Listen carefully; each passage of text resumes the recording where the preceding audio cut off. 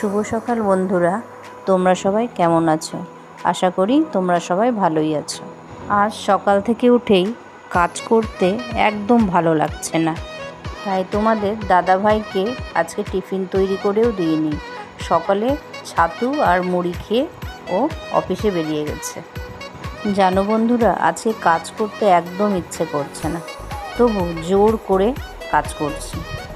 ঘর বারান্দা ভালো করে ঝাড়ু দিয়ে তারপর দুটি ঘরই একে একে মুছে নিলাম।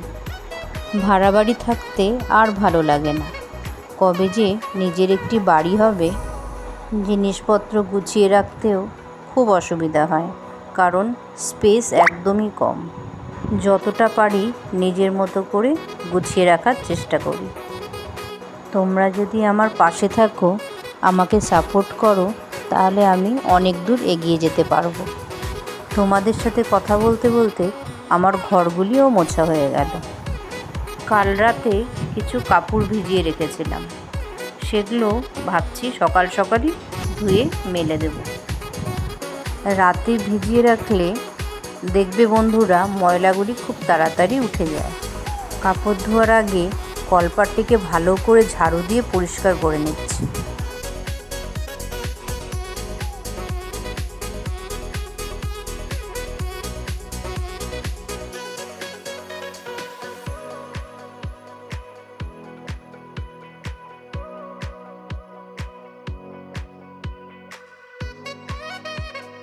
কাপড়গুলি আমার কাচা হয়ে গেছে, আমি জল পাল্টে পাল্টে ভালো করে ধুয়ে নিচ্ছি।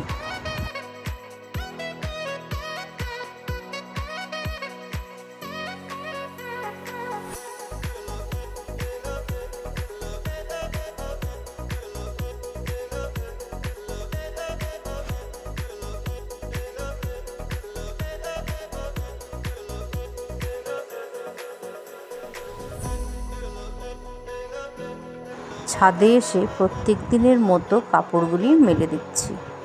ছাদের উপরে যে ফুরফুরে হাওয়া দিচ্ছে, তাতে মন মেজাজ সব ফুরফুরে হয়ে যায়। আমি যখনই ছাদে কাপড় মেলতে আসি, আমি কিছুটা সময় ধরে ছাদে একটু দাঁড়িয়ে থাকি আর চারিদিকে পরিবেশটা দেখি। জানো বন্ধুরা, এই গ্রামে বাড়িঘরের থেকে গাছপালার সংখ্যা অনেক বেশি, তাই যেদিকে তাকাবে সেদিকেই সবুজ আর সবুজ। এই বাড়িতে আসা আমার 2 বছর হলো। 2 বছরে এই গ্রামটিকে অনেকটা ভালোবেসে ফেলেছি। সকালে উঠে তো আজ রান্না করিনি, কিন্তু ছেলে স্কুলে যাবে, সেই জন্য আমাকে কিছু তো তৈরি করে ছেলেকে দিতেই হবে। আজ শনিবার, আজ নিরামিষ, তাই ভেবে পাচ্ছিলাম না কি রান্না করব। তাই কাঁঠালে বিচি আর আলু দিয়ে মুগের ডাল বসিয়ে দিলাম। এদিকে ডাল বসিয়ে দিয়ে ভাবলাম ঘরের কাজগুলো সেরে নিই। ছেলের বিছানা দেখে তো তোমরা সবাই বুঝতেই পারছো। ও প্রতিদিন বই খাতা জামা কাপড় দিয়ে বিছানাটা এত অগুছলো করে থয় যে আমার প্রতিদিন এইভাবেই গুছিয়ে নিতে হয়। ওকে প্রতিদিনই বলা হয় যে নিজের বিছানা নিচে পরিষ্কার রাখতে। কে কার কথা শোনে? এক কান দিয়ে শোনে আর এক কান দিয়ে বের করে দেয়। বিছানা গোছাতে গোছাতে এদিকে আমার ভাতও হয়ে গেছে। এবার ভাতটি আমি উবুর দিয়ে দেব। ডাল হতে আর কিছুক্ষণ সময় লাগবে, তাই ভাবলাম আমাদের ঘরের বিছানাটাও তুলে ফেলি। কাজ করার ইচ্ছে না থাকলেও সকাল থেকে উঠে কাজ করতেই হবে। আমরা বাড়ির মহিলারা এই জিনিসটা ভালো করেই জানি। একদিন যদি বাড়ির মহিলারা অসুস্থ হয়ে থাকে, তাহলে বাড়িঘরের অবস্থাই একদম পাল্টে যায়। কি বন্ধুরা, সত্যি বললাম তো? আমার 2 ঘরের বিছানা একদম পরিপাটি করে গোছানো হয়ে গেছে। আমি যতটা পারি গুছিয়ে রাখারই চেষ্টা করি। দেখো বন্ধুরা, আমি মানি প্ল্যান্টের এই গাছটির জন্য একটি ছোট্ট টব কিনেছি। কেমন হয়েছে তোমরা কমেন্ট করে জানাবে। সমস্ত বোতলে জল ভরে রেখে দিচ্ছি। আলু কাঁঠালে বিচি দিয়ে ডাল শুনতে খারাপ লাগলেও খেতে কিন্তু মন্দ না। তোমরাও বাড়িতে ট্রাই করে দেখতে পারো। ছেলের জন্য কিছুটা পাঁপড় ভেজে তুলে নিচ্ছি। ছেলেকে ভাত বেড়ে খেতে দিয়ে দিলাম। ছেলেকে খেতে দিয়ে আমি এদিকে যত এঁঠো বাসন ছিল সব একে একে মেজে নেব।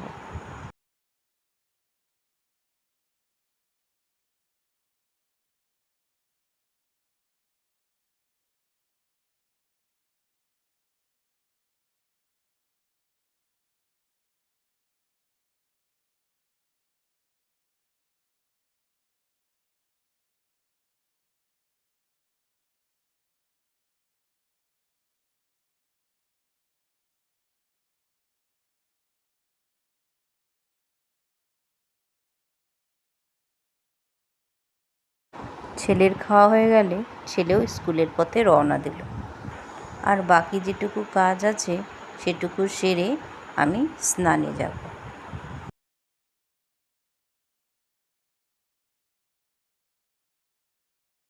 স্নান সেরে এসে তুলসী মঞ্চটি আমি ভালো করে ধুয়ে দিলাম।